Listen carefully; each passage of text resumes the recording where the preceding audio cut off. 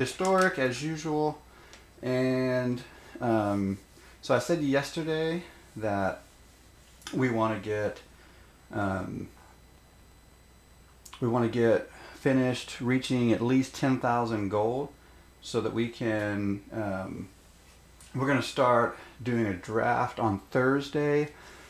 The plan is to do the Premier Kaladesh. It looks like it's not going anywhere. Usually they've got the countdown on by now if it's leaving. So, I wish you guys could smell this. So, the truth is I'm a little bit behind this morning. So I'm gonna finish brewing my coffee while we're sitting here. Probably not a great idea to multitask, but I mean, you didn't think I was actually gonna start the stream without coffee. So. Let's get this going here. We need... that's plenty. Alright, so I was thinking about what do we play today. And I mentioned yesterday that if you want to just do some grinding and try to get as far as you can, which is typically not necessarily my goal. I mean, don't get me wrong. I mean, I do want to get as far as I can, but I put less effort into that than I do having fun. So typically I don't go for necessarily the most competitive deck. I really love tribal decks. Tribal is probably what I'm going to play the most if given the chance. But I was thinking last night, I actually have a really solid tribal deck. Now granted, I don't remember, like wild cards, if it's very budget friendly. It's probably not very budget friendly. So there is that, but I think even in historic, it should be relatively consistent with wins. So we're gonna find out. And then I also mentioned that my favorite deck or cards so far out of Zendikar are similar to the party, but it's the clerics. So we'll probably dive into the clerics deck finally. I kind of teased that a little bit. I showed off when I was going through my decks. So we'll definitely get to that. Let's go see what's in the store this morning. So yesterday I bought a pack because it was on sale. I do always like to check and see what's there. There's certain things I will buy, certain things I won't buy. I don't buy cosmetics. Never have, never will. But the funny thing is, I'm not against cosmetics. If I get them, great. I just won't spend my resources on them. That doesn't really jive. So one thing I do want to do is I want to go ahead and refresh this 500 coins, 500 gold, and yes, we nailed a 750. So we can cast 40 creature spells and get 750. Nice. Alright. So let's go. Alright, so I played that really jank draw yesterday, and that was a lot of fun. But, like I said, I was thinking about it last night, and I have... where did it go? Here we go. This dragon deck. And we'll see if there's some I've missed, or maybe I want to spend a wild card. I don't know, so we'll check it out. But I don't know, it's been a lot of fun for something that's just straight value. Like, it's mono red, so you can call that cheap if you want. I have in the past. I've called it cheap. So you can call that cheap if you want, but it is straight value. I mean, mono red is really heavy on value. You're gonna get consistent wins. I mean, there's probably some levels of the ladder, depending on the meta, where it's obviously going to be less consistent at times. But if you just want something that you can fall back on, almost any meta, you can fall back on mono red. It won't be perfect, but here's the catch. It is kind of cheap and lazy when it comes to building it. And I mean, we're just being honest here, folks. I'm not, not judging. I like to play it and build it sometimes. So it is a little cheap and lazy to just build mono red. So I want to at least, you know, spice it up a little bit. So I went mono red dragons. I mean, I'm a huge fan of the dragons. Um, so this is kind of my go-to when I'm just feeling cheap and lazy and I want to get some wins, and I still want to play something a little janky. So it's not your typical meta mono red. Um, but it's a lot of fun. So before we play it, let's check and see if we've missed anything. Let's see here.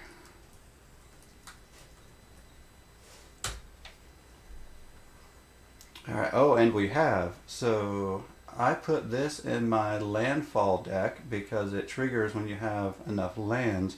So it is a little bit of an odd card here in that um, even though this isn't a typical mono red, it's a, you know, it's a tribal dragon thing, but at the same time, it's still going to go fairly fast, and so getting to 6 or more lands, it's just going to take a while to get value out of the Dragon Master Outcast. But you know what? I want to test it. I want to see what happens. So let's go for it. All right, let's see if there's anything else we should just go for. Oh, that might be worth spending the. Well, I don't think I have one. I only have one. Now, I'd be more willing to spend a rare wild card here. Oh, here we go. Look you go. There's a little bit of value there. I might actually take out. Hey, good morning. We're doing good. This is moving up to hopefully. Well, I mean, it's almost a guarantee we're going to at least hit 10,000. If we hit 10,000, we are doing a draft tomorrow.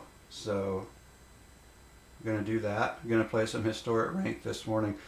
Trying to tweak this dragon deck a little bit. I think I might take that out. I don't know if it has any use in the... Well, I don't know. Isn't it still an artifact? Yeah, we'll leave it in.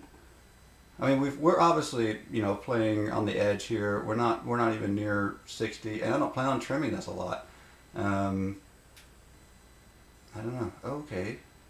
So Glorybringer is a card I heard a lot about when it came out, but I don't know that I ever played with it because I didn't play much during Amonkhet. I was probably playing paper, and I think I was just breaking back in after being gone a long time. So I heard a lot about it. I don't think I ever played it. But do I want to spend a wild card on it right now? I would definitely have to start dropping stuff. I mean, we're gonna try to get this down a little bit. We're not gonna hit 60. I know that's what we should be doing, but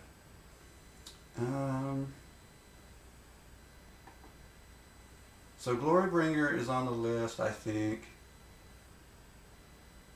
Why did I leave this on here? Okay, whenever it attacks, if defending player controls no walls, it deals. That's yeah. I don't think I want to keep that. Where's that at?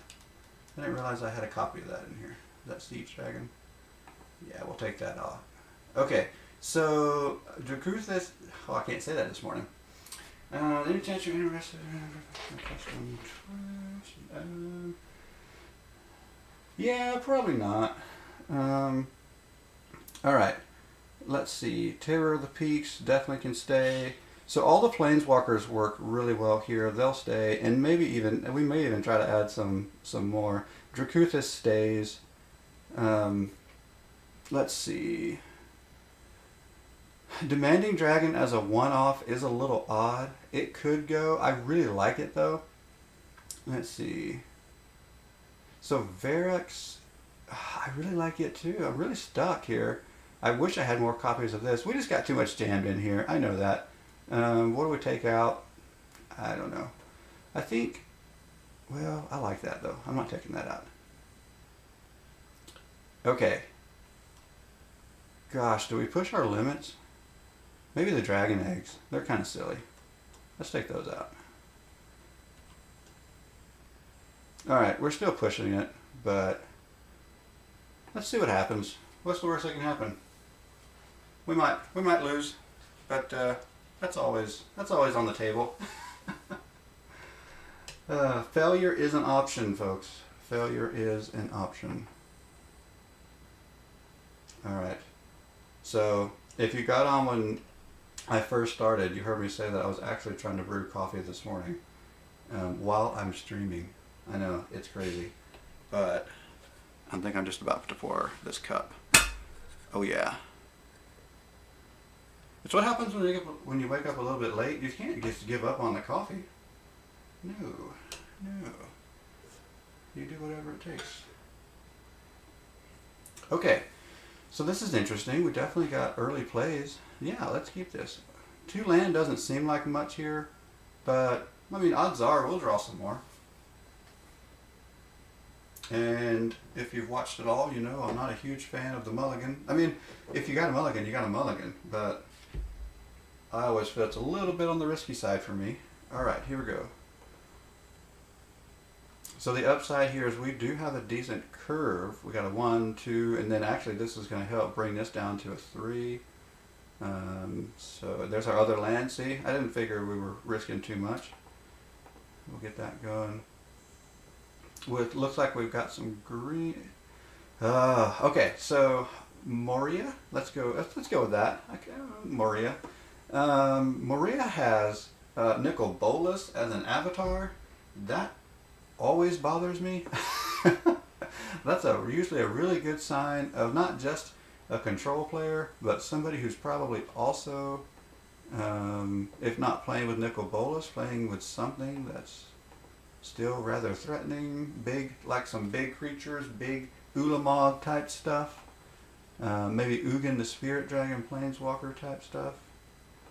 Alright, we're going to add 2 mana even though we can't spend it, but because we got a plus, +1. I could have done the discard draw card, but I don't want to discard anything here, so we'll just do it that way.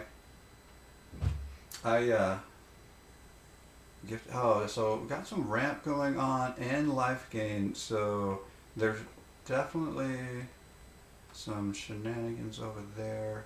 Do we have enough? Oh, we have enough to get both. Okay, this, if I'm doing my math right, not that I've ever claimed to be great at math, this should get us both. Although Dracusa, he's so hard to say. Dracusa, I'm not going to try it. That guy, the Maw, we'll go with Maw. So Maw would have been a pretty decent play here too. But I like getting those 2 dragons down. That's always fun. And while a board wipe is a possibility, I don't see any indicators that it's coming anytime soon, just looking at mana base over there. So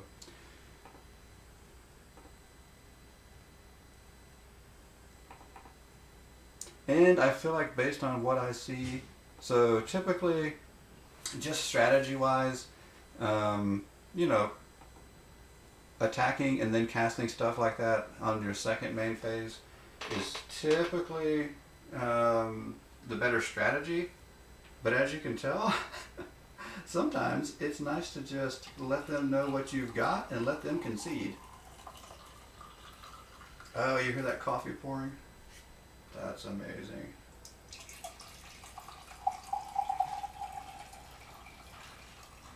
Alright, so, and guess what? I'm also going to do something else really bad for streaming here shortly. I'm going to holler at my wife to come get her cup. Because you know what? When you wake up early because you want to stream and you're new at this, you got to take care of your wife. Because when I wake up early, I make her wake up early. You didn't know you were getting marriage tips this morning, but take care of your wife. Alright, here we go. Let's... You know, I want to keep playing, but I have to crack packs when I get the chance. Alright. Because you guys know you want to see it. I want to see it. Everybody wants to see it. Gain control of target. Creature we prefer. That's not bad. Alright, the big reveal. That's what we all came here for. Shadow's Verdict. I don't know that I have any of these yet. Exile all creatures affected by mana cost 3 or less from your battlefield, and all creature and planeswalker cards with convert mana from all graveyards. So that's interesting. It's a board wipe. It does exile, which is better than destroying because you get around indestructible effects. So, alright, hold on. Open my door so she can see me and come get her coffee. Alright, yeah, I like that. It's 5, but I mean, It's not a complete board wipe. I guess that's the downside. It does have its stipulations, but um, exiling over destroying, I think, is almost always better.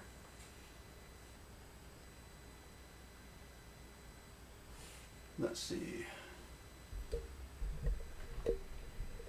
All right, we got one game in. Let's see what else we can get.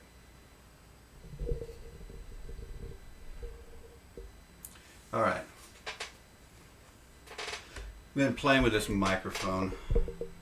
We're gonna get this thing figured out. Does that sound better out there?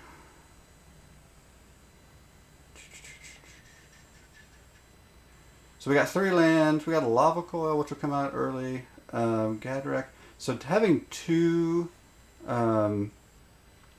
Drakuseth in hand is not ideal. Honestly, even with 3 land, I would almost never mulligan. So I'm not going to do it here, but it's very tempting to go ahead and mulligan there. All right. Apparently we got our sound doing a little bit better here. This is good. Okay, energy. This is something that you only see in Historic because of Kaladesh Remastered. And I haven't seen too many decks running it yet. I do really enjoy seeing it. I'm trying to figure out if I want to build it. So I'd have to burn so many wild cards to build it right now. But it seems so interesting that I think I might want to build it. But I need to... Uh-oh. Alarm again. Time to wake up, folks. Yeah, I don't know if I want to build it yet. I'm just so interested by it, though. I have played a little bit with energy, so I did buy some paper stuff when Kaladesh was around, and there was a Nissa Planeswalker deck that we picked up, and it ran pretty well for a Planeswalker deck. If you know much about those, they're not designed to be particularly competitive, but okay, here we go. You get 3, then you may pay an amount. Well, I didn't get to read all that. Does that much damage to that creature. So what was... Oh, so he really just got the energy. Didn't do any real damage there.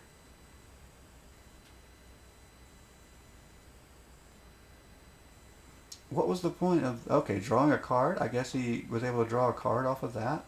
That just seemed really odd. It's like he didn't do anything. So I really prefer to play Varix when I can kick it. Oh, kicker. I was just saying yesterday I don't have anything with kicker. I guess this is the one card I actually do really enjoy with kicker. So there you go. I do play some kicker. Okay, so he's still working on building up energy. It looks like maybe that's why he was trying to draw cards and do odd things well, seemingly odd things before. Probably just trying to get some land. Looks like you might be a little bit mana stuck there. If you don't have a cup of coffee, I feel sorry for you, because mine smells amazing. It's a little hot for me to drink, so. So is that gonna... So he gains 3, and then you can pay... Oh, okay, so then he pays enough to kill my creature. What he doesn't know is my deck is not built around that card, and I won't say that card is useless, but it is not the strength of the deck. So yeah, go ahead and kill it. No big deal. Okay, other than energy though, because he's only got 2 land and can't play much, I still don't know what this deck is doing. I don't know what we're gonna see. Okay, now we've got something to kickstart things. If you've never played with Runaway Steamkin, lots of... I mean, I feel like in a mono red, it's almost a must-have. You get so much mana, because it can go fast. So mono red typically has a lot of cheap spells. So you pretty well count on it going fast.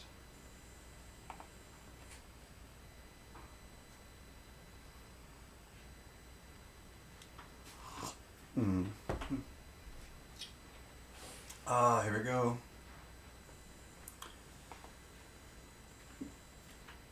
Okay, so we can take...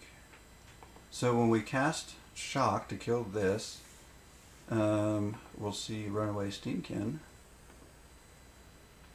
You get a 1/1 counter, and when we remove 3 1/1 counters, we get the mana from it. It's a workhorse. All right.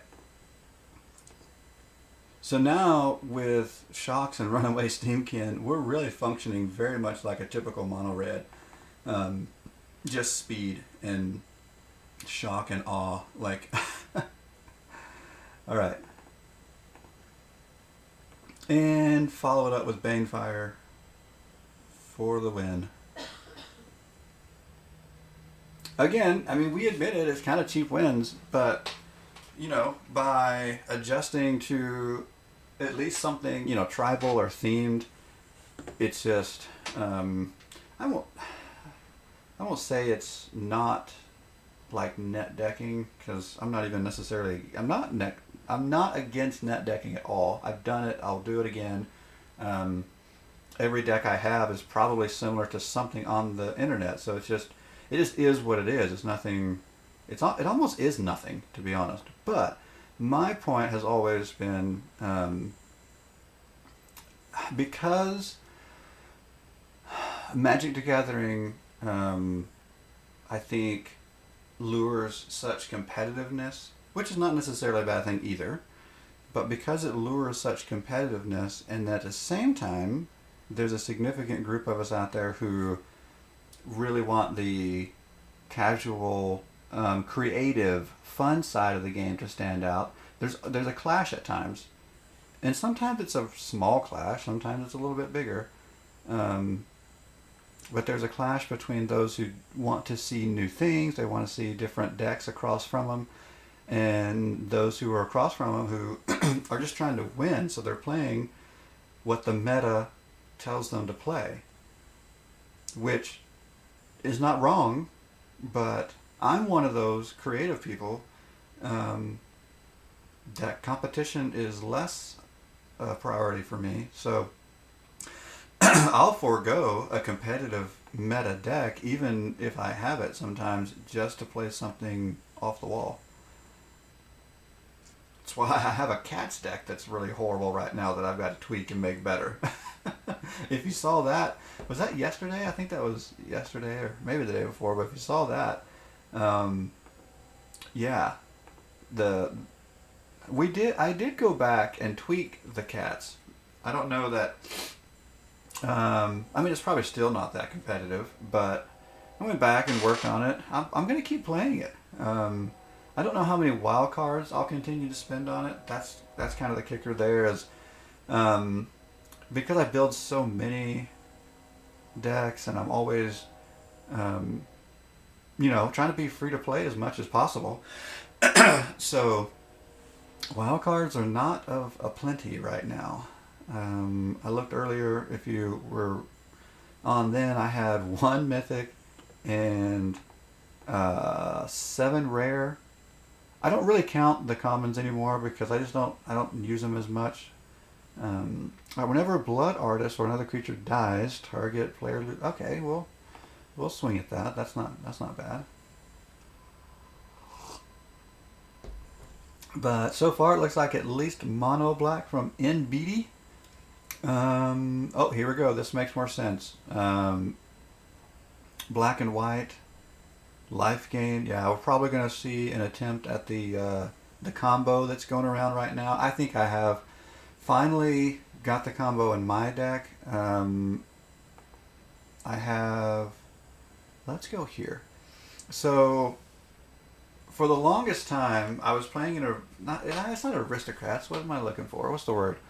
I don't know, this life gain. I was playing it, but I was refusing to play the infinite combo that's running around. What's the name? So Vito. Well, now we've also got another card from Zendikar Rising, the priest, that will both deal. There's Vito. That will both deal damage when you gain life. I say deal damage, you lose life, but same difference. Anyway, so it's that, and then there's an enchantment, and I cannot think of the name of it, so you guys probably can. But there's an enchantment that will... Here we go. We'll do the opposite. So whenever your opponent loses life, you gain life, and so it creates an infinite loop. Yeah, pretty crazy. Okay. Let's go here. And then we'll spend some mana and put something out. Okay. And so this is where we start using Runaway Steamkin, which is crazy because having two, or I've got three right now, but having more than one on the board, so you drain one and it refills the others. I mean, it gets out of hand crazy quick.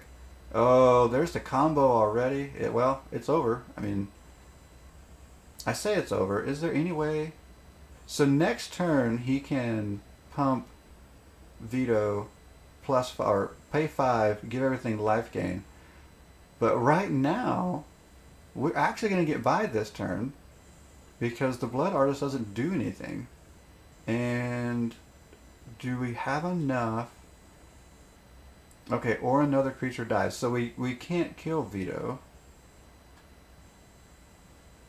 Oh, these don't have haste. Let me think.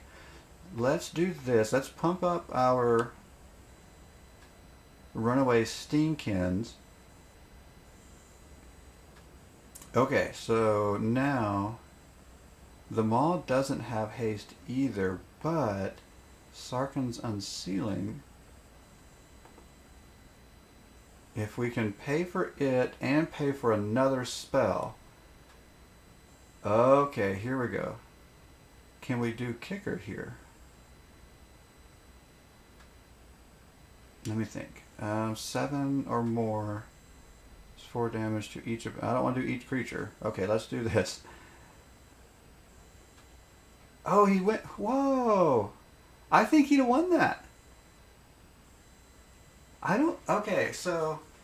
I was going to do... Let's go back here. I had 5 damage on the board. Sarkhan's Unsealing. If we could have pulled off... Okay, but see, casting... We were only going to be able to cast the one... Because Kicker doesn't cast, right? Let's see. No, you just create. So we'd have got 4 damage from that. That would have been, so that would have been 2. We had 6 float, or 6 there, so we'd had 4 left. It would have put another counter here. We'd have been 1 damage short. If he'd have just done the math, he'd have won that game. Because I can't swing... Well, no, that's not true, because I could have... But see, all he would have to do is block. And once the... Well, but... Now it's a timing thing. Does those happen simultaneously? Or does the damage get dealt before... the life... before the loop happens? So that's a good question. I don't know. I think the damage would be... I think the lethal damage would have been dealt before the loop would have taken place. Which means we'd have been fine. Okay, I see now. That was tricky. Because we didn't really have enough without killing a creature and creating the loop. But I think the lethal would have been dealt first. That's the thing about Magic. There's so much to try to figure out. You gotta have a cup of coffee to figure this stuff out. Tell you what. Alright. Cast 40 creature spells. I think we're going to keep going a little bit longer with the dragons. I mean, we're on a roll. I don't want to play it... If you know anything about my streams, you know how I play. I do not like monotony at all. I cannot play the same deck very long, which is probably why I never make Mythic. Just not consistent enough, and that's fine. That's who I am. Okay, 1 mountain is not going to cut it here. You know, speaking of spending wild cards earlier on this deck, that's a pretty solid card there. All right, this is still a little bit of a crazy curve. Like we're not gonna do. I don't like the curve, but I like having 3 land, and I hate having to put one of these back. But let's do that. Yeah, not a fun curve there, but we can make that work.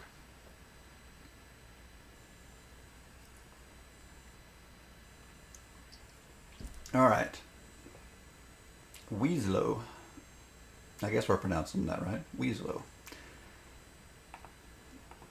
Our opponent has the, oh, what's her name? Vivian? Vivian avatar. So I'm guessing there's a good chance we're up against mono green. Oh, there's a Tangled Veil, so at least green. Is it? Could be Golgari. Is my guess. Probably mono green. Probably going to see some stompy stuff here. Ramp into a big creature. Oh, we got black, so it looks like it probably is Golgari. Could it be more than 2 colors? I don't know why I play this game of trying to figure out what the opponent is playing based on their avatar, but it's fun. Okay, now we've got black, green, and red. What's the name of that color combination? I'm always bad at remembering those 3 color combinations. Well, we've got plenty of mana this go around. Alright, let's see if we can stick a Planeswalker and keep it on the board. So, I don't know if Jeff's just really excited about the word much, or if his YouTube is going crazy and keeps throwing that down. Alright, until the end of turn, each player you control becomes... I mean, we'll go there. Doesn't really do anything, but I like giving the extra... Let's go ahead and give the extra loyalty there.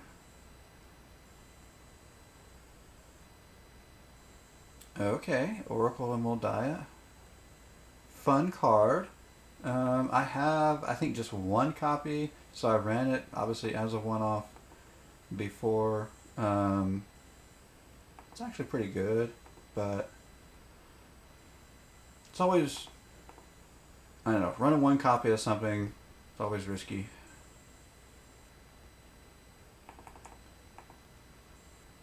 Okay, I think next turn we're going to start taking this down and throwing down some more dragons.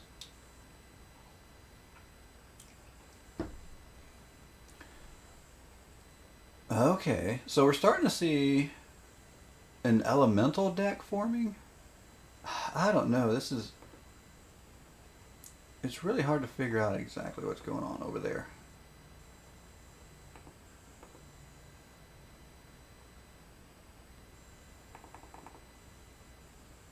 So,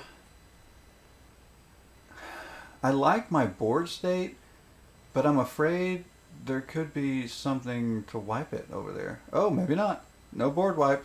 He's gone. She's gone. I don't know. Weaslow's gone. Bye-bye, Weaslow. Oh, we're climbing out of gold. Slowly but surely. Get me out of gold, please. Although, to be honest, Platinum is not a lot better these days. I really enjoy playing in Diamond. I didn't get very far. I mean, we bounced around Diamond 3 most of the time I was in Diamond. But I did enjoy it.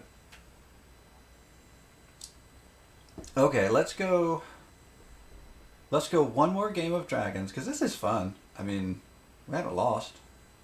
So let's go at least 1 more game. I still want to play Clerics today, so we'll see how it goes. Okay, Nemok? Nemok? We'll go Nemok. We got a Steenkin. Shaman. Okay, this is a really good start.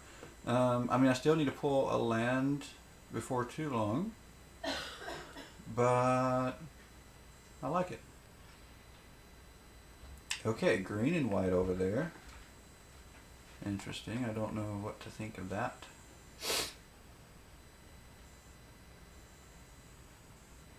So I've left my door open because I had to hand my wife the coffee. So she can hear me probably so much better than usual, and I'm sure she thinks I am insane. And now she's shutting the door so she doesn't have to hear me talk about her.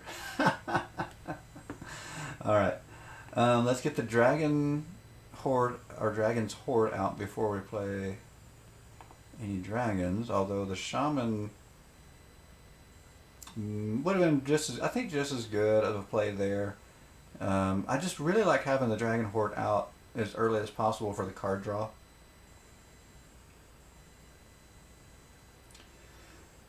Okay, so are we trying to make beetles?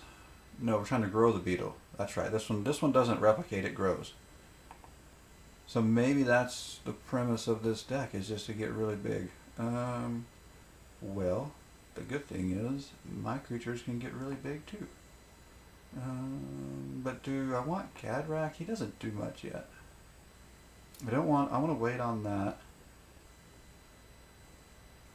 Oh, does this create any color?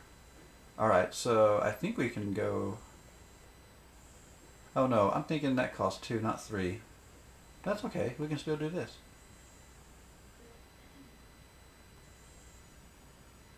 Nice. Alright.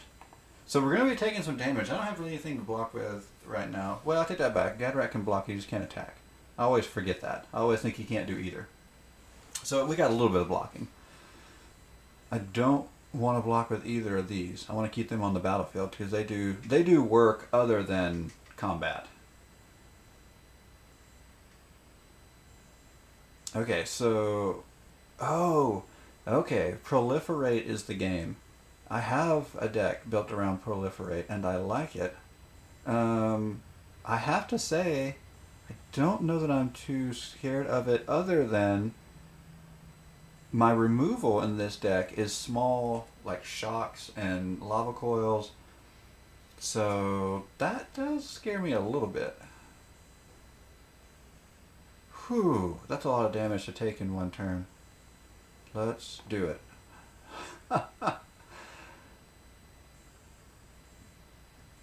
And now let's try to figure out how we're going to... So even... Okay, let me think. If I go 1, I'll get value by getting 2 there. If I go... I could get...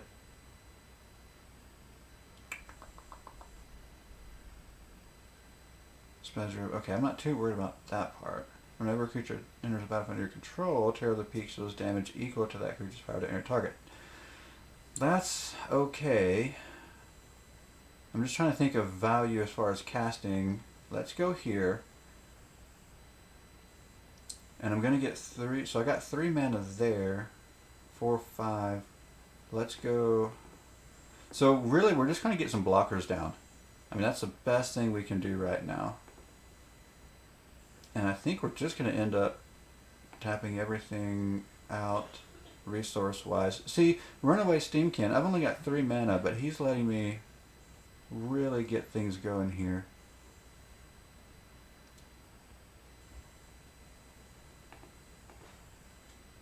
Alright.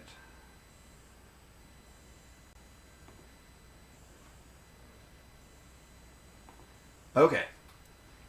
So the biggest reason I wanted to get several blockers down is I'm trying to find out if I can double block and actually kill something, or if I'm just chump blocking. Because I'd rather kill something at this point, unless I think I've got a better chance at swinging and winning if I have enough blockers. I mean, really, with the amount of blockers I have on the field, it might make sense just to chump block.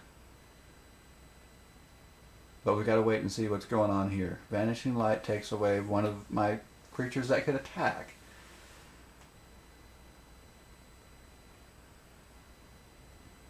Alright. He's doing a lot of thinking over there. Okay, so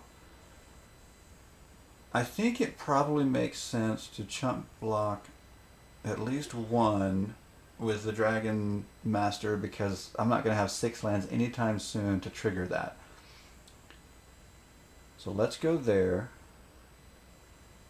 Gadrak and Varix could go together to get rid of something. So let's go there. One will survive, one will not.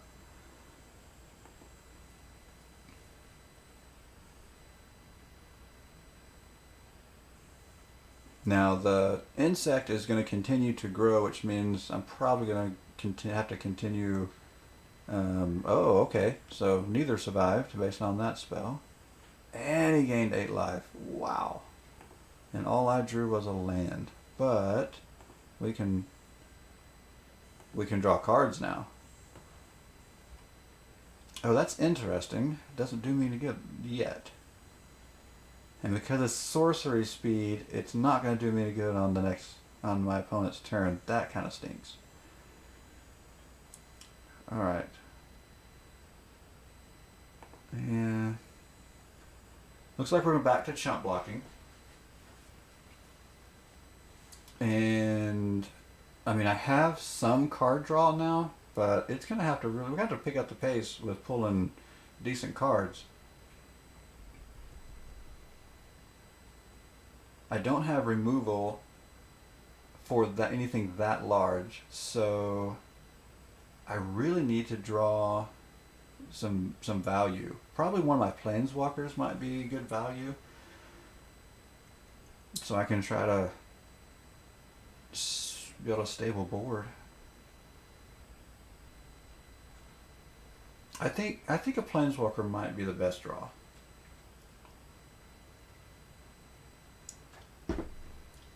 I just need to get card advantage. I think will help in this situation.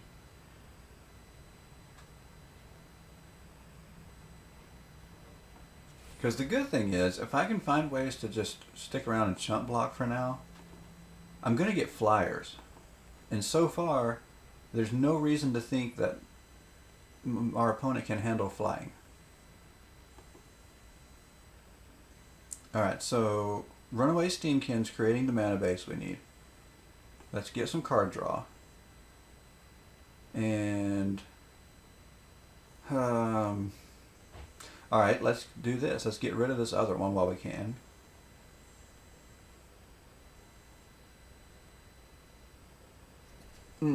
So yeah. No, I'm going to wait because I don't know what we're going to draw next turn. I might need to have the counters still there on our next turn. Let's go ahead and swing for 4. Why not? And this will likely be our chump blocker right now. So there's no reason not to get in what damage we can. Sometimes I'm bad about waiting on dealing damage until I'm like ready to just make the big final swing, and I forget that I need to kind of slowly chop down this tree. Oh. Well, that's the right play from our opponent. Nothing, I mean, there's no point even floating the mana. Yeah. Darn. That hurt. Alright, well, we're already planning on chump blocking here, so that doesn't really foil our plans there. See, the good thing is, he's only got 1 card in hand. So if we can figure out how to, again, get the card advantage, drawing lands does not help. Alright, so we're back to at least being able to block. Well, why not swing into? Okay, there was a reason not to do that. If I would have kept 2, then if he'd have had something else like a Vanishing Light to get rid of 1, I'd still have a blocker. The downside is I'm not sure if we lose Runaway Steamkin if we have enough advantage to right the ship yet.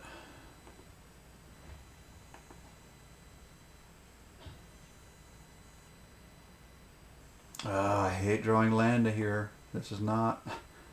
Oh, and I'm out of counters on the Dragon Sword. I think that's it. That's it. I mean, we might play it out just to play it out, but I think we're toast now. Had we drawn some better stuff from Dragon Sword, I think we could have corrected this, but all right, we can't attack. Like we have to block if we're going to give ourselves a chance. If there's some way to remove our one blocker, it's done. But even after that, it's probably done.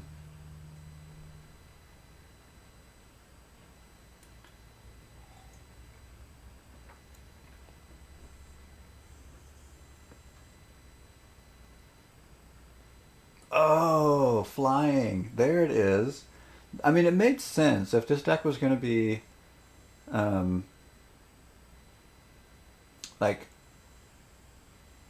if you're going to give that deck the edge to put it over the top from a competitive perspective, flying makes a lot of sense. It's funny because it seems like flying is one of the most common and simple mechanics. Like it doesn't change as far as like it's not one of the. It's a keyword, I guess, more than a mechanic. I don't know.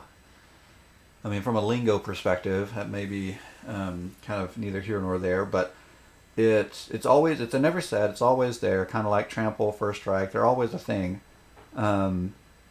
So it's fairly simple, but it does a lot of work. When you don't have it and your opponent has it, or if you have it and your opponent doesn't have it, it's a big deal. I definitely think it's something to keep in mind when deck building. Not that you need all flying, like a dragons or flyers, but I think it's worth keeping in mind in general. I mean, if you can just give something flying temporarily, even it can either block or go over the top. I mean, it's just for such a common and simple keyword in the game, it's pretty valuable. Ex Bruno. Okay, so Ex Bruno has a Johnny avatar. He should be playing white, mono white, or white and green. This looks like, I mean, it could be mono white. It looks like it's more than likely going back to, what's the black and white? Orzhov. And it is Orzhov. Oh, that's that stupid Pride Mate. I hate that card so much. We were just talking about net decking versus not net decking, and that one, it drives me insane. Okay, let's go here. I'll have a blocker for it for now. I mean, I have ways to deal with it. I almost always have ways to deal with it. It's not even that difficult to do it. I just hate seeing it. It's just one of those cards I've seen so much. I'm just like, ugh.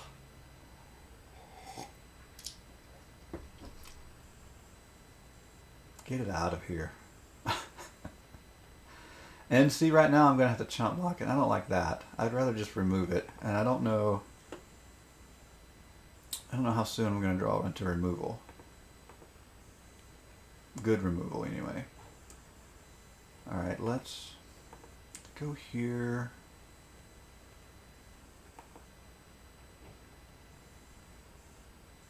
And here. So, depending on if our opponent has removal or not, if Speaker of the Heavens sticks, I will probably let a Johnny through just so I can start creating token. There we go. Oh, that's interesting. So our opponent had removal and went after our priest instead of Speaker of Heavens. Huh. So I'm going to let it all through. Because I'm hoping for this to stick and for us to put down more. But we can also get card draw and grow with Taborax. Alright. If I don't draw removal soon, though, his version of this deck is outpacing my clerics. I enjoy the clerics way more for being on theme and not playing Pride Mates, but right now, he's outdoing it. Alright, we've got to do something here.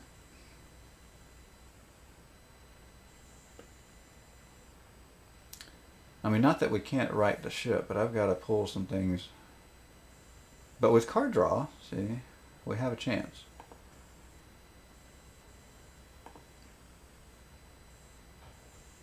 Alright, so... Huh.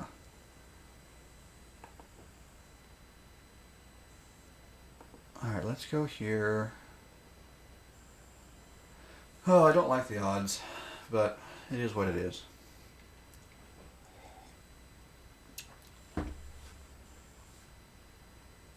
I mean, we do have card advantage. I see one card in hand over there with no card draw, so we just got to get them going. And unfortunately, we're going to have to do some blocking.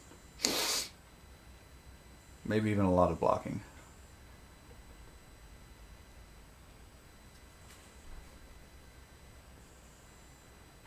I'm thinking we'll leave the smaller Pridemate. And maybe even... Gosh, that's so much damage. I hate losing our card draw right here, though. I'm taking my chances.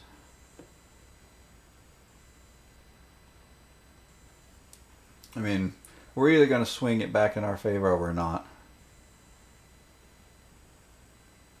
Wait, do I have to lose a life to draw a card? Whenever another non-token creature you control dies, put a 1/1 counter on it. Okay, if that creature was a cleric, you may draw a card. I'm not going to kill myself yet, although I'm not opposed to being the one to take myself out that way. Oh, goodness. Alright. 1, 2... Oh, we can't even create enough blockers. And... I can't gain enough life either. Alright, well, we just got outpaced by the Pridemates. And I didn't draw my removal. I have some. And that would have made a big difference.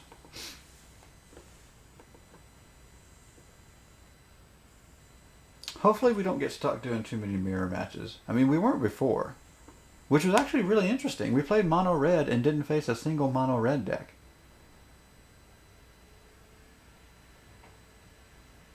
There's definitely been times in the past where Arena has definitely overdone it with mirror match. Alright, so I don't know. I was thinking, it's about 7 o'clock. I was thinking I would take a second and do some, I don't know, I'm going to call it promotional stuff.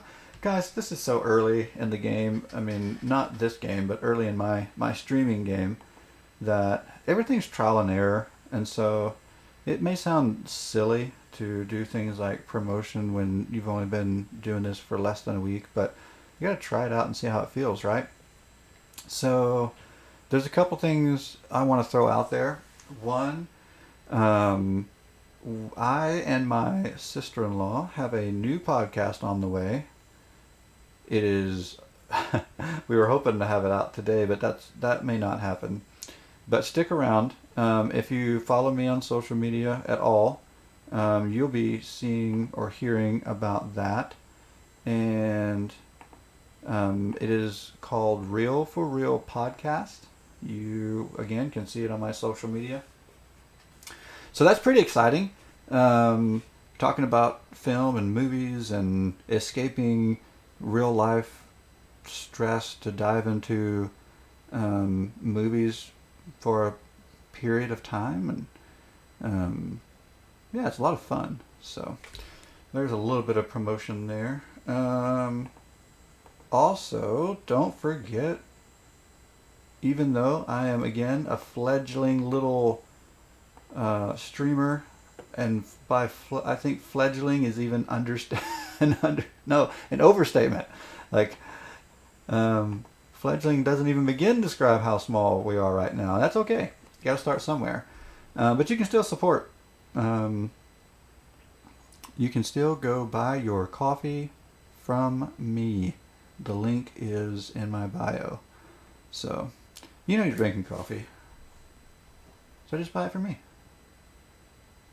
That's all I gotta say about that. Alright. I think that's all the non-Magic the Gathering promotional talk I have for now. Okay. What is going on with Frutos? Nahiri is a really cool avatar. I gotta say that. What do I... Okay, I like getting the priest out first. Because of summoning sickness, I want it to be ready by the next turn when I play anything that I'm willing to sacrifice. The other thing is I could throw down a Plains and get both of these out this turn. Oh, I should have played Soul Warden first, guys. There's a misplay. Dang it. And not that I shouldn't have played it earlier anyway, but, I mean, just right there, I was playing those two. One obviously should have come before the other. You guys, you let me down. You're supposed to remind me of that stuff. Don't let me do misplays like that. Alright. There is a lot of Omen of the Sea across the board. That is the third one of those. So... our opponent is doing a lot of scrying. Our opponent has a Euro Titan of Nature's Wrath in the graveyard that can be recast. A Bone Crusher Giant sitting in Adventureland that can be cast. And another Euro? Yikes.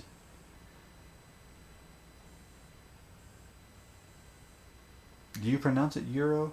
I do. I probably pronounce so much of this stuff wrong. Okay. Let's play, let me think. Let's go here first. Get the triggers.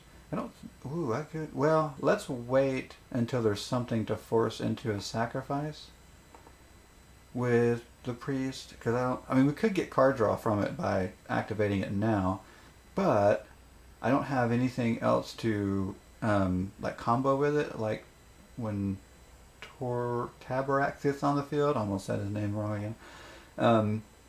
So we'll wait till he's on the field, and then we get extra value from sacrificing creatures. So no point in doing that this turn. Although the 2 mana from Priest would have gotten Tabarak's out early. But there's also a really good chance we're going to see a board wipe. Normally I try to have cards in a deck like this that will give me advantage when a board wipe comes out. And I do have the new cleric that lets me get stuff back, clerics back from the graveyard. So, I mean, that's helpful. Wow, this is nuts. I'm not too worried about Lotus Cobra. I mean, at this point, he's got so much mana. Getting a little bit more is not going to hurt anything. It's the Elder Gargaroth that scares the mess out of me. I do have removal, even though this is the second game in a row we haven't seen it yet. I need to draw it desperately.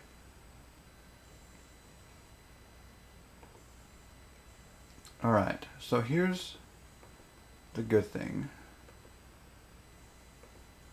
We can start forcing sacrifices with Priest, and before we do it, we can have... So let's do this. Before we play that on the field, let's go here and force a decision. So something's probably going to die. If that gets through, and... Okay, I figured there have to be a block somewhere. Now, if we go and trigger Priest, more than likely the Lotus Cobra is going away, not the Gargaroth. But that's okay. We got to start somewhere. All right. And then if we drop a cleric, at least one to trigger Tabaraks. Which one? I like the life gain we get here. Let's go, even though I like the size of that one. Let's go here and here. So by dropping at least one, we get a card. Well, we're getting a card from the priest. We get another card from Tabarax. Okay.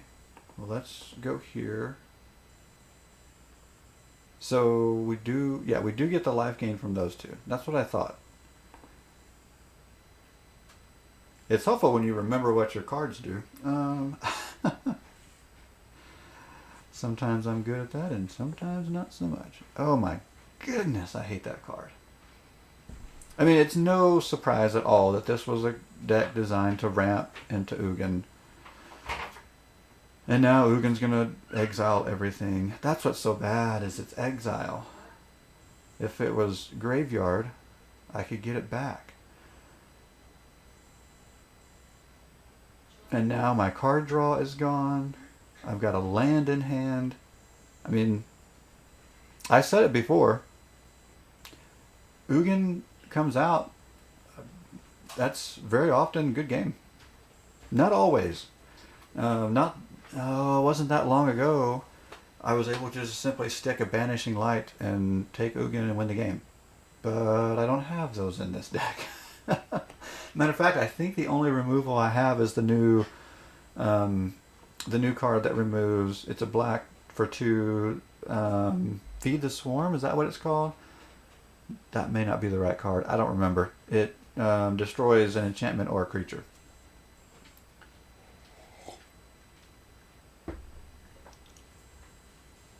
So yeah, I think it's over. It's always a kicker. I don't know. It just always stinks to have such a advantage in life. 32 to 13 life points, and then go, yeah, it's over. We lost. Like, oh. But yeah, that's where we're at. So I'm at this weird place with this deck where it's typically competitive, but then I get into matches like this where it's not. That makes me wonder, is it worth tweaking it? And this is where best of 1 is just a struggle, because if this were best of 3, this would be a no-brainer. But is it worth tweaking the deck, because we know this is out there, but how much of the meta is this? So it's always, a back and forth. I don't know. I think Ugin is enough of the meta, and is probably going to be enough of the meta for long enough that it's probably going to be worth trying to figure out a way to deal with that in any deck I build. Which means this deck needs some tweaking, because I currently don't have a way. And the good thing is, it's not hard. I mean, a Banishing Light does it. So that might be what I do when this one. I mean, this is over. Let's do that. Let's just go. We're just going to sit here. And that's the thing I don't like about Control, is I don't like just sitting and watching the opponent play. That gets annoying. And that's far more annoying than losing. Being a relatively non-competitive person, it's not the losing that bothers me. It's the way I lose.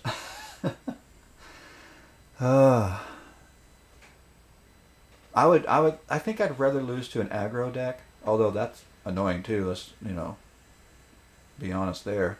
But I don't know, it just seems like, I don't know, easier way to lose.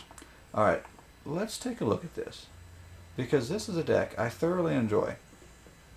And I think maybe a few copies of Vanishing Light. This is interesting. So if you if you were watching, I just opened this in a pack earlier this morning. The only thing is, I think it would do too much harm to my deck and not enough good. Okay. So I like Tesher, and I really want to find decks where it's really playable. I just don't know if this is one of those, unfortunately. So let's take that out. Kind of the same thing with Drenna. I really like Drenna, but is this the best place for it? I think for now, we'll keep it. Or tap. I mean, these are good. So the only thing about the Marauding Blight Priest is we have to ask ourselves, is it necessary to have both. And do I have any more copies? No. I don't have. I only have the 2 Veto copies of Veto. Do I want to use my rares there? I don't think I do. Which is one reason to keep the extra copies of Marauding Blight Priest. So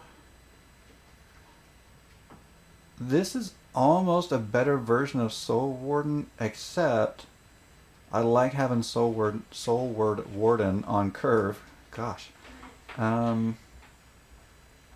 Okay, I'm a huge fan of Archveen's Vessel, and you know that if you've seen other streams, but in playing this morning, I noticed that it doesn't... I wasn't able to recur anything, even though I have a little bit of recursion or reanimation, ever how you want to say it. Like, I have some, but it just didn't work out this morning. Maybe because we got to thin down. We got too much going on there. Impassioned Orator is just another Soul Warden, and since we have Cleric of Lifespawn to add to that, let's go ahead and pull that out. Yeah, there's Feed the Swarm. That's the one I was thinking of.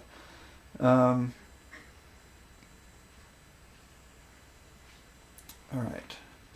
So this is a one-off that's not really doing anything either. Alright, so we're at 60. It'd be nice to get a little lower before we add in Banishing Light. But I think for now, while we're testing, because I'm always testing. I guess that's the thing, you know, when are you done with the testing phase? Well, for me, I don't know that I ever am. So, but I think I'm going to go ahead and just add in the Banishing Light, and that will put us at 64, which is not ideal, but I think it'll work. Oh, Angelic Ascension, is that... Oh, you can exile a Planeswalker with that too, but I don't want to give my opponent a 4/4 Angel. But I love this card because I love playing it on my own creatures in certain decks. It doesn't work well in this deck, but I love building a deck that likes for me to use this on my own creatures because I drop a 1-drop on turn... Well, I mean... So a 1-drop, and then turn 2, play this on their turn. So then on turn 3, I'm just sitting there with a 4/4 ready to attack. Flying. Like, that's just sweet. I love that card. Where... I guess I could have just searched through the text box, but... Surely we're getting close to the... Oh my goodness, this is... about to get annoying. Okay. Did I miss it? Banishing Light? Did you guys see Banishing Light? There it is. I think that's the best way to go. Well, the other option is the one from... Oh, what's the name of the one from War of the Spark that lets you scry as well? But that's not any non-land permanent, and Banishing Light is any non-land permanent. So, I think we can forego the scry. Alright. So we're 4 cards over 60. I think it's fine.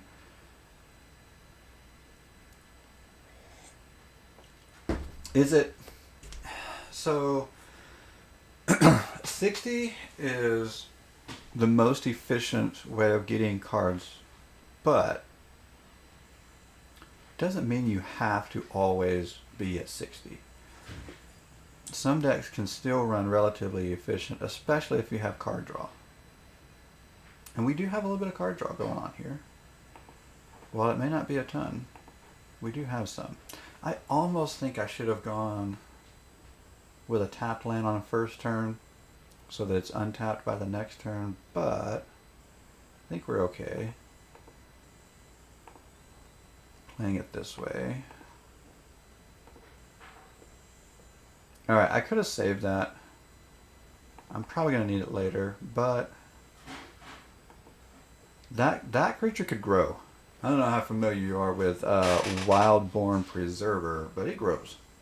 So, alright. Let's gain a life, put down a land. Let's go with the priest because she can start sacrificing stuff next turn when she untaps. Let's not attack because we want to leave Archfiend's Vessel so that we can sacrifice it.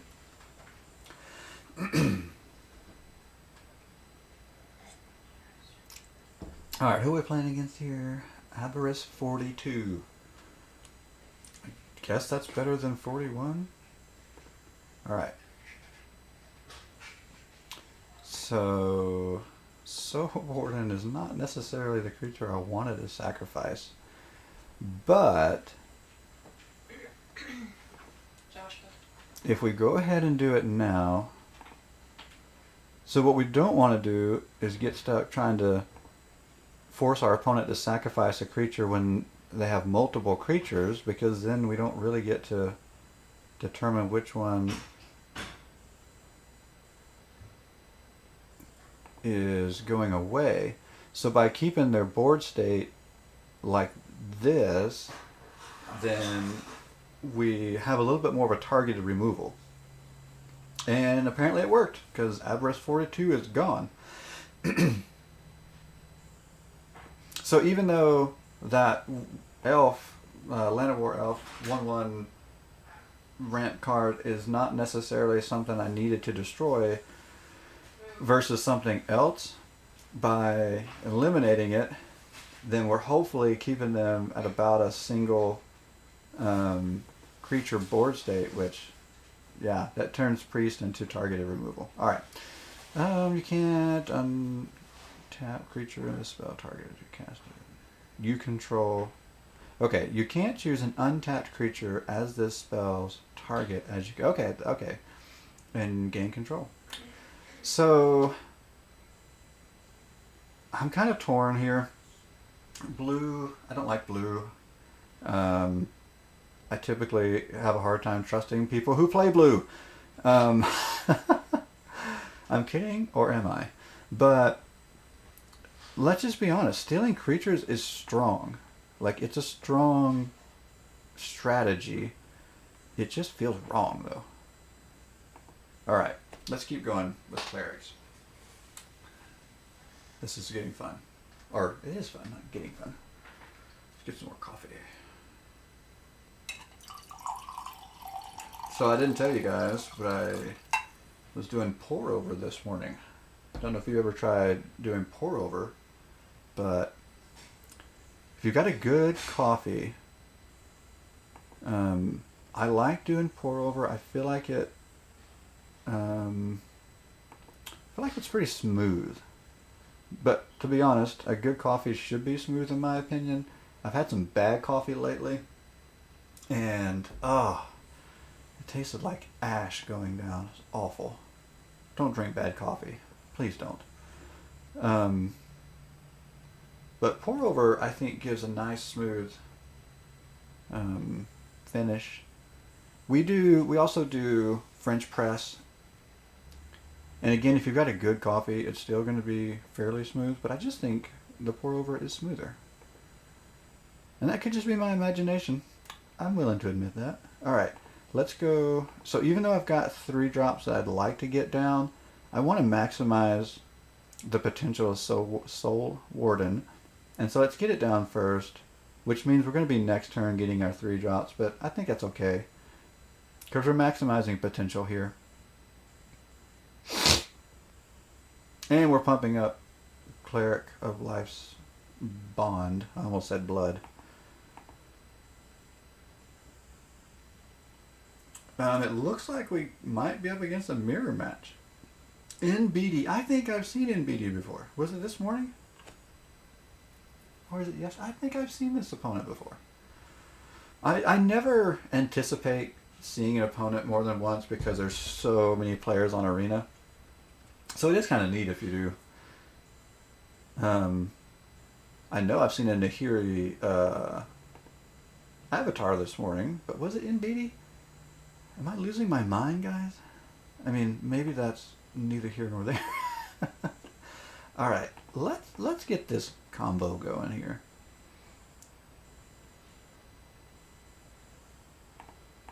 Okay, there's something to think about lingo. I had somebody try to say I follow several Facebook groups for Arena and Magic the Gathering in general. And somebody was talking about the lingo and tried to say that you only use the term combo for an infinite combo. And I just think that's a little silly. But I will say sometimes that there is a little bit of a fine line sometimes between the difference of a combo and synergy. So to me, when they're clearly working together, like triggering off of each other, I mean, I think you can call that a combo. Again, it's not an infinite combo, but it's still a combo. I think synergy is where maybe they're still working together. I think synergy is more when you're getting the benefit from having both, but they're not necessarily benefiting each other.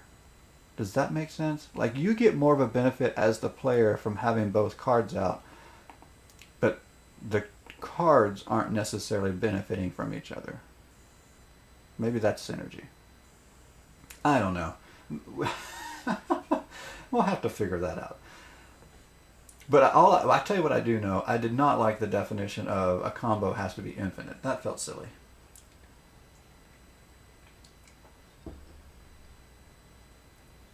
Although I would say if you're in an infinite loop, that is a very good indicator that you have a combo. Okay, so mirror match. We got stuck in one of these earlier, but we kept seeing a Johnny's Pride mate, and it looks like this time we have the upper hand.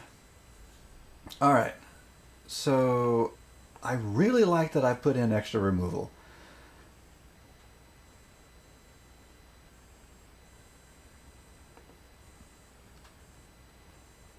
Alright, we're going to get rid of that, destroy the Blood Artist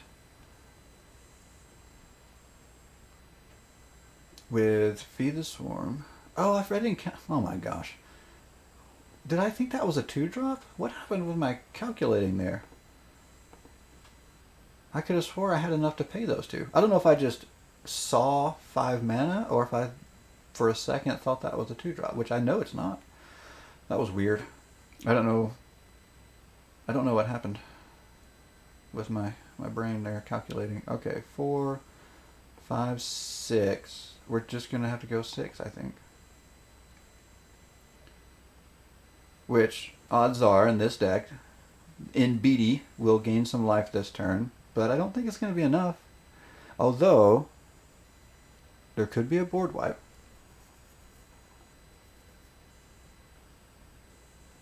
Oh, no, he's going to try to go with the combo. But a creature has to die. This is the same thing the last deck that I don't understand why Blood Artist is all of a sudden popular for this combo. I mean, Exquisite Blood and Veto or the Marauding Blight Priest, like, it's extremely common. Although I'm a little surprised it's still common. I don't know. I mean, it was a big deal like a month ago and it's still around, so that's interesting. But I've seen several players now throwing around Blood Arts and I don't get it. It doesn't improve the combo at all. And now you have nothing to block with. And you've only got 1 mana up. So I'd be a little afraid if there was, more mana up. But there's not. I mean, yeah, that was strange. So, if we've learned anything, I think, don't put Blood Artist in your infinite loop life gain combo there unless you have a way to kill it. Don't count on your opponent killing it, I guess. That's just kind of strange. Well, let's keep going. Still a little bit more. We got a little bit more time. Like, I'm gonna go to about 7:45, so we'll do a little bit more, and then tomorrow's the big day. Tomorrow's a draft. We'll do. The plan is to do Kaladesh. I've got to read up on that draft though. I thought about that yesterday. My plan was to start reading up to see how to play a good Kaladesh draft. I played so little when Kaladesh was in paper. I didn't play any Kaladesh on Arena. Of course, I think that was the closed beta, which I think I probably could have gotten in on, but I didn't. And so I've played so little Kaladesh that I am not prepared. Oh, I think I did do a quick draft of Kaladesh not long ago. Was it a quick draft or was it a sealed? Now I can't remember. I don't think it was sealed. I think the last sealed I did was probably Zendikar Rising, and it went awful. Really awful. Which my drafts lately have gone awful. Limited is just not a strong suit for me right now. But I do believe, again, I said this yesterday, and my plan is to do the reading on Kaladesh today. I do believe you've got to prepare for limited and really understand what's going on.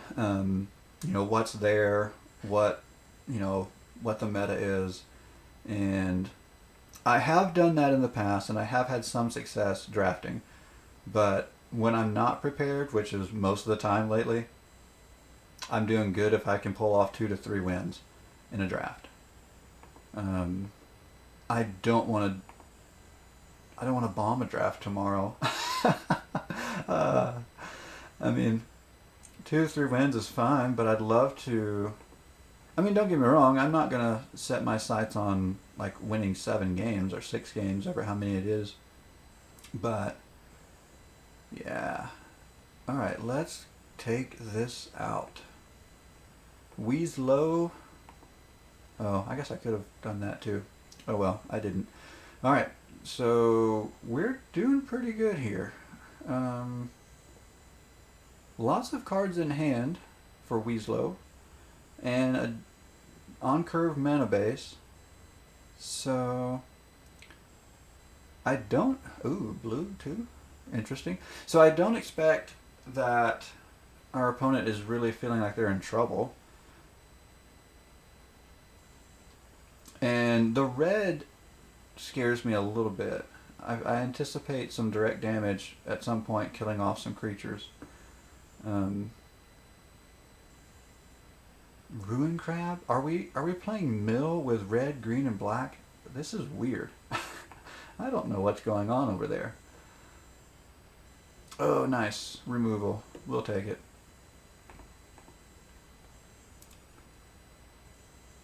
Although, if we get enough triggers going on here,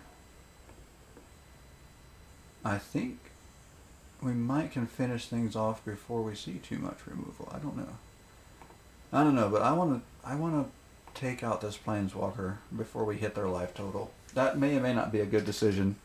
It might have been better to just try and put him away, but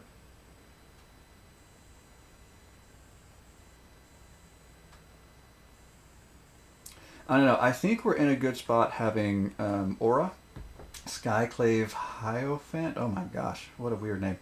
On the battlefield now, because whenever Aura or another cleric I control dies, I can return a cleric with lesser converted mana cost to the battlefield. So a board wipe just means I get to go to, and he's milling now, which is really awesome. So a board wipe would just allow me to go get stuff. So no worries there. I don't see enough blockers. 1, 2, 3, 4, 5 versus 3. If only 3 creatures get through. Let's see, what are my 3 smallest? Well, oh, he's doing the math too. I'm going 1, 2. If only 3 get through, I think I got enough damage there. And actually, I don't think I did. I think I'd have been just short, but I think I'd have been just short and only needed to cast a creature for the triggers.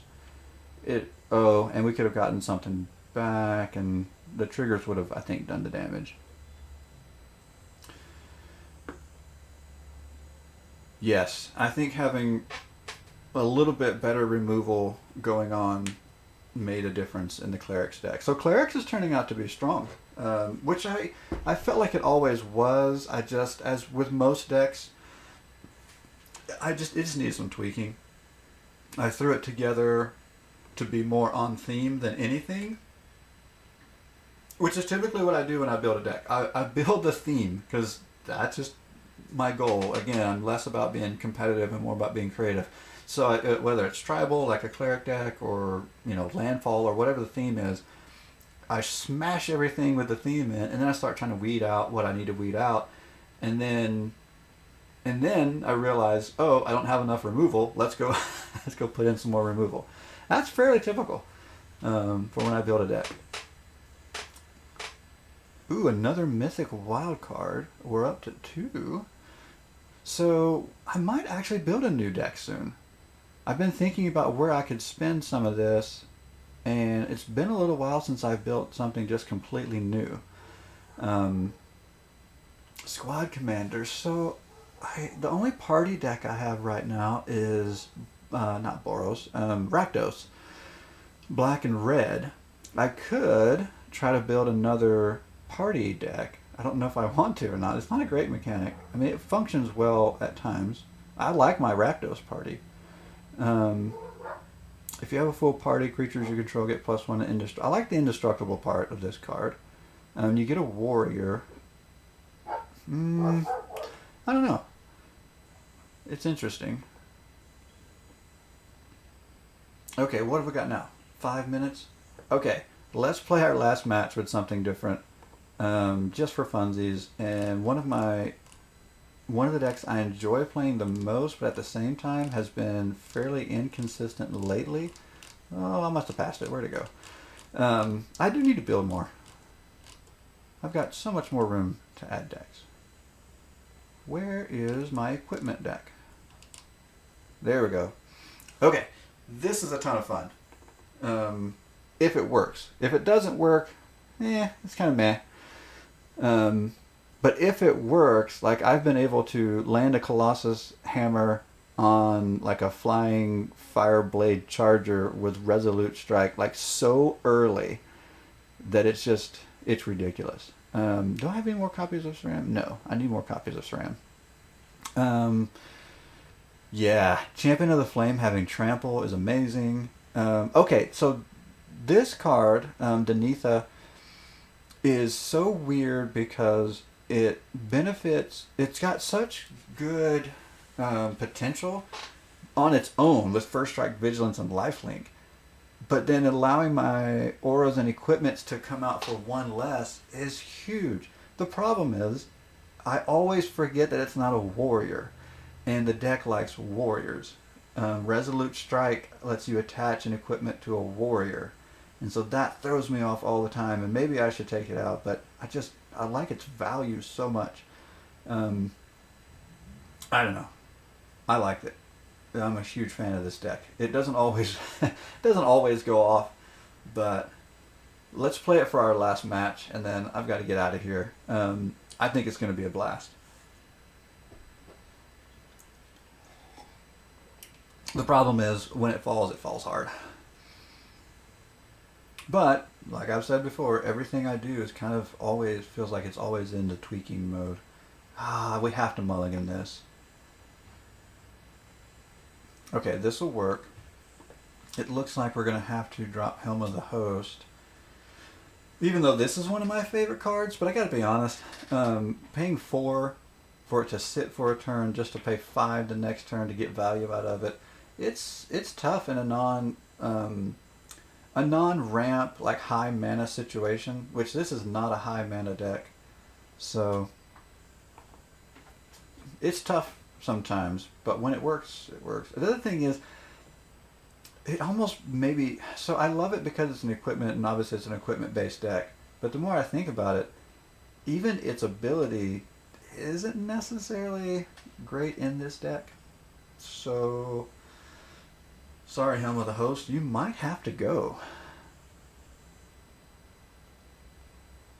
Alright. Reclaim the Waste.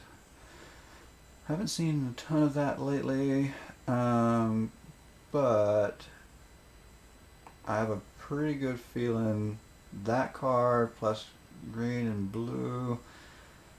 Something tells me we're gonna ramp. We're gonna see Euro. We're gonna probably see Euro. I say Euro. I don't know if that's right or not. We're probably gonna see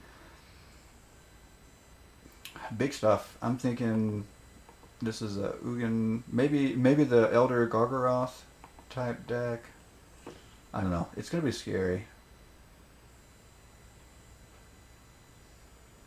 I feel like this deck is gonna ramp into something scary. What is this? Killian Croc.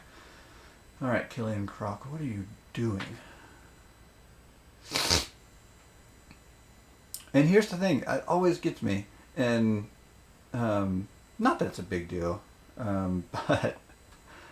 Oh, let me think for a second. Does this... Let's do this. Okay, so we have Tezzereth as an avatar. If you're not playing with artifacts, should you really have Tezzereth as an avatar? I don't know. I mean, I've got What's-His-Face, and I'm not playing with dragons right now. Sarkin, so maybe I'm hypocritical in that way. I don't know. Let's hold on to that, I think. Blink of an Eye. I used to see that card so much when I first started on Arena, and I haven't seen it in a long time. That is interesting. I used to run this a lot in an Izzet deck I had. Okay, we're scrying and drawing cards. Still not entirely sure what this deck is doing. It's obviously in a control build because Blink of an Eye, card draw. Which got me a little afraid of possibly seeing counter spells. I hate that type of stuff. Yeah. I wish... Let me think. I wish I had haste. That's what I wish. How much is that going to... Wow, that's a lot of equipping cost. Okay, let's just go here for now. And then... Let's do this later. Yeah. Since we can't attack this turn, let's not use Resolute Strike yet. It would get us to, it would allow us to go ahead and equip Maul the Skyclaves and have it on there. But that might not even be worth doing, considering what our opponent may have. Oh, there's more islands. That's awful. Oh, what are we doing here? Enchanting creature. And enchant creature doesn't untap during its controller's untap step. Great. Oh, I hate control.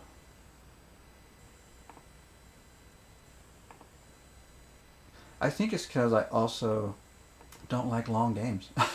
It just has the feeling that we're going to just sit here for a while. I can unattach an equipment from a creature. Great. I might as well unattach anything that's attached to this one, which is just the flying. We'll wait.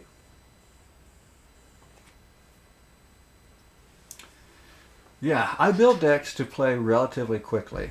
Not always necessarily in what I would categorize as aggro, but almost never far from it. It's the way I play, it's the way I like to play. Now, that being said, if I'm sitting down in paper playing Commander or something like that, with a real person across from me, I don't mind long games. Sometimes I probably even prefer long games. On Arena, I just feel the opposite. I'm not interested in long Arena games. Okay, let's get that off just because it's pointless right now. Let's do this. And in this situation, we're using Resolute Strike regardless of whether it gets blocked or not, but I still want to hold back for the moment. See if we, I don't know, if it gets countered or whatnot. Oh, see, and I always forget. I can't add that. That throws me off every time. And I even mentioned it before the game, and it still throws me off. I can't add that equipment because she's not a warrior.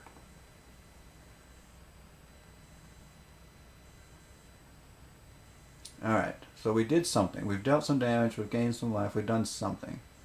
Let's go ahead and put that on for flying.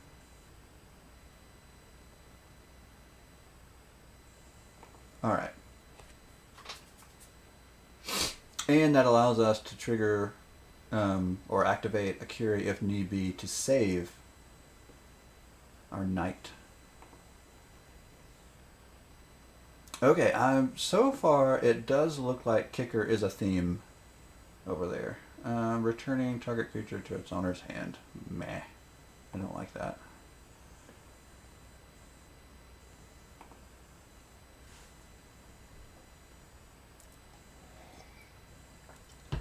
Alright. No attacks. Interesting. Ooh. Okay. Let's get some card draw going. But I need to cast an aura or an equipment. I don't really have anything to cast at the moment. That's okay though.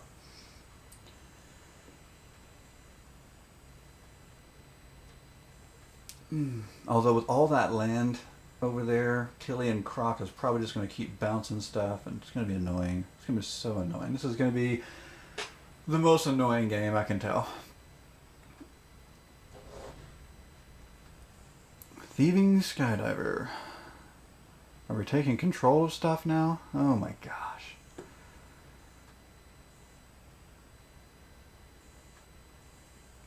Alright, let's... Oh, this could be good. But I don't have any warriors. I need a warrior so bad, because then I could use Resolute Strike to attach Helm of the Host.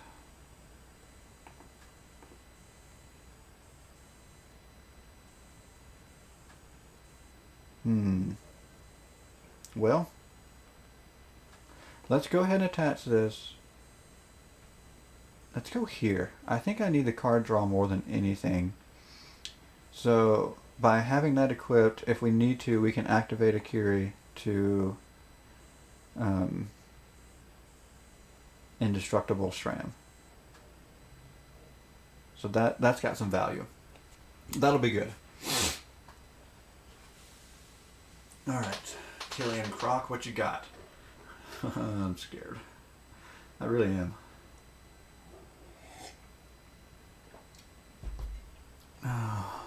And so much for... Let's just do a quick last game before 7:45. Stinking control.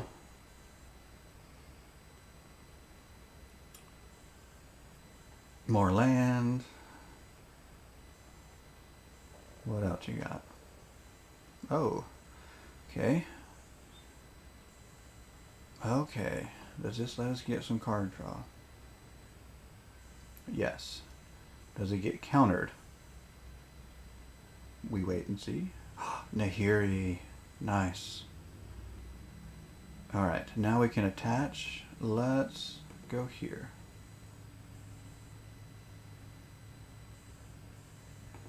Let's get Nahiri out.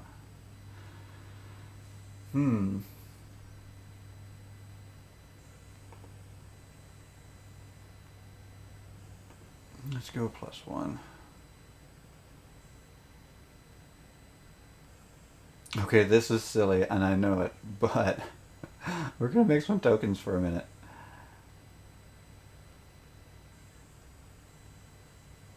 Alright, and we're also not going... The good thing about the tokens is they do help if I need to block. So, we'll sit there for a minute.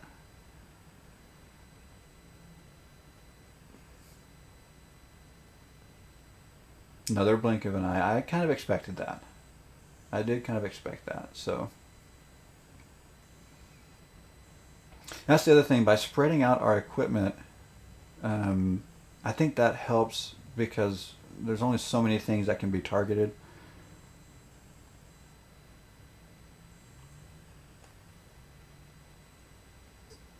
Oh, unless you've got something like that that targets everything. Jeez, what was that? Destroy X target artifacts or enchantments. Who carries that in their deck? I'll tell you what. I don't know. I guess with Kaladesh being a big thing, having artifact removal does make a lot of sense right now in the meta. So, there you go. Maybe when Kaladesh isn't as hefty a deck in the meta, this deck will survive better as well. Okay, so Chandra was one of those cards that I was just such a huge fan of that when I pulled it, I was like, well, of course it's going into a deck. I don't think it necessarily fits in this deck, but why would I not use it? Alright, this is going to be useless at the moment. Let's go here. Let's -3, get some stuff out of here.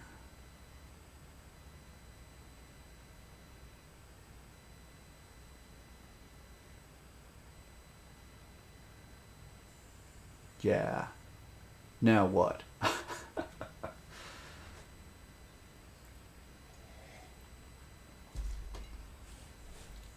Alright. Now we wait. Of course we're waiting because we're playing against a silly control deck.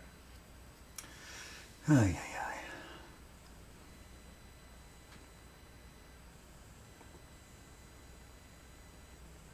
Draw 2 cards, draw 3 cards, and whatever.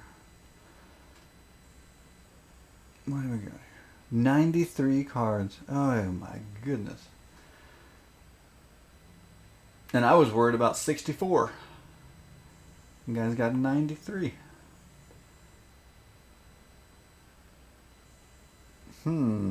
This does not look good.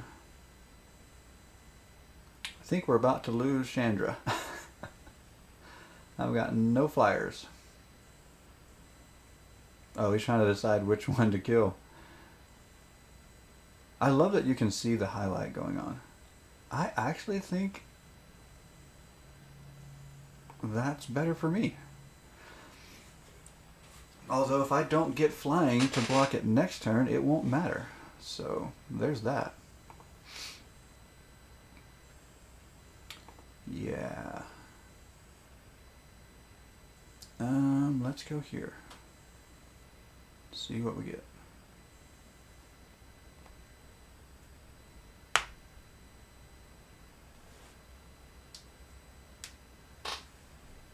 Maybe I can get some flying to block with. Oh my goodness, come on, you only got 1 land up. Can't be that hard of a decision. Okay, I guess you can tap for 2, or tap for 1. Okay, good. You got 2 potential land. Come on, Killer Croc, make up your mind.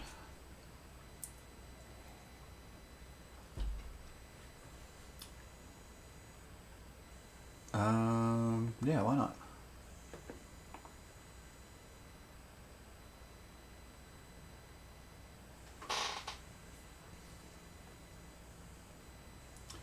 Okay, so we're just going to put stuff on the battlefield.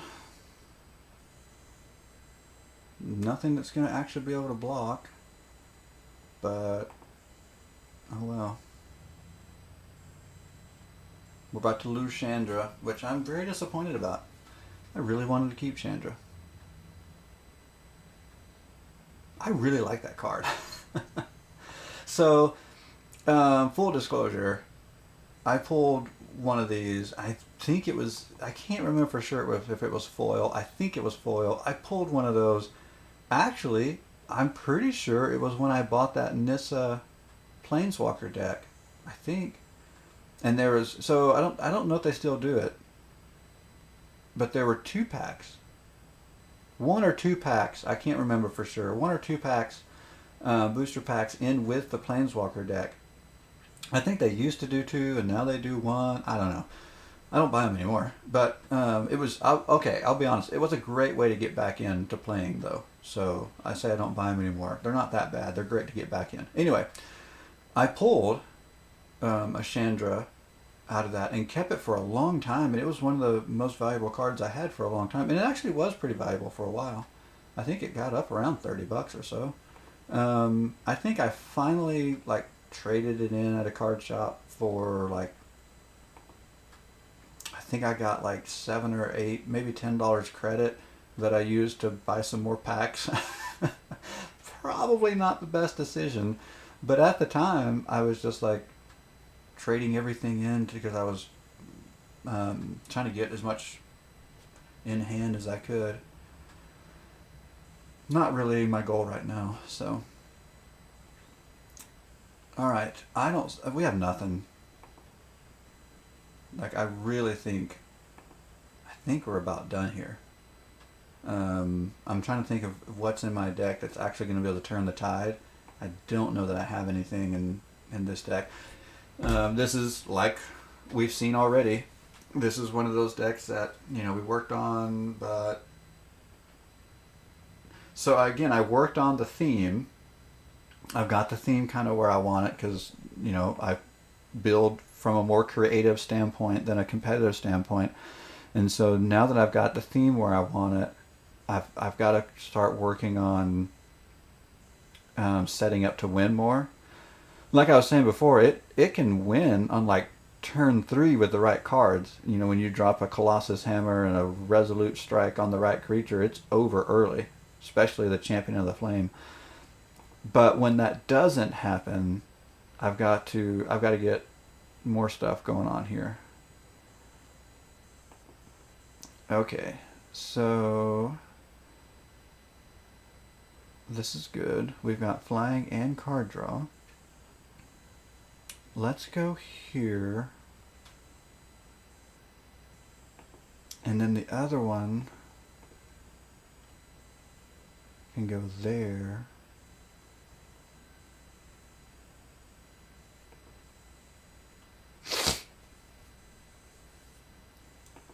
Might as well get our land down. So this is not too bad. I can use that to block next turn. That one's a little harder to block with because it'll die.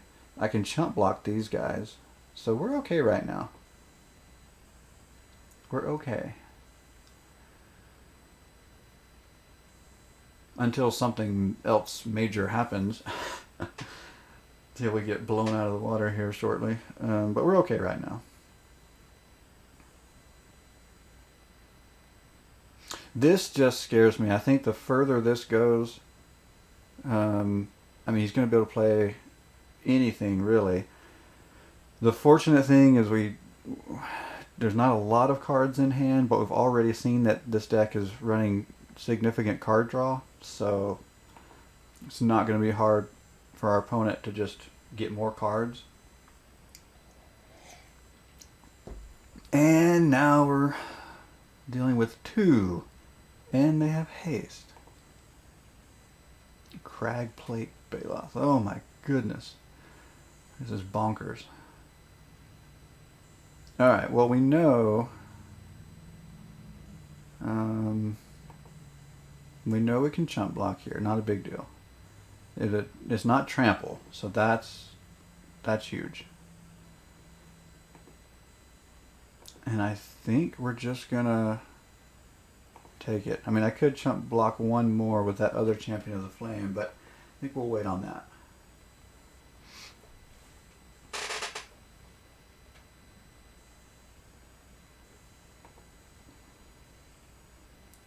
We're just not drawing anything to trigger SRAM or trigger anything.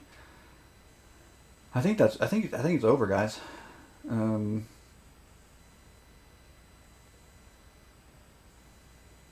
Yeah.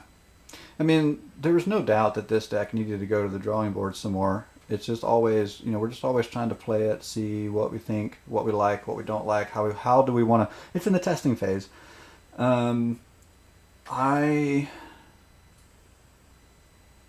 I don't know for sure what's going to have to come out to add more interaction. It has to have interaction, maybe some targeted removal, maybe... I don't know. It's because it's so cheap, it rebuilds fast enough. Board wipes might not be a bad idea for this deck. Some wrath effects, since we're in white. But, I don't know. We're going to bail here because we're clearly defeated. But it's a lot of fun when it works. And so, yeah, I think if we can put some things in there to help balance the board so that we're not just trying to cast creatures and artifacts. We've got some interaction. I think we can get something going there. But okay, thank you everyone for hanging out with me this morning. It's so cool. It's our first week of streaming. Well, I mean, technically I did start streaming a while back, but I mean, I don't even count that because I was not ready. Sometimes you just got to try things and, you know, you find out. So, I mean, I'm actually on a schedule this week. It's a little bit of an odd schedule, 6:15 to 7:45. I get it, but it was working for me right now. So, thanks for hanging out this morning. We're making it work, I think. Hopefully we can get a few more viewers just to get some more interaction going on the chat. That was a lot of fun yesterday, getting to interact on chat more. So I'm enjoying it. I hope you're enjoying it. If you're watching, feel free to reach out. Tell me what you think. I'm all about making something that people want to watch. So yeah, hit me up. All right, thanks for watching. I'm gonna get out of here now. I gotta go to real work. Where's my stop button?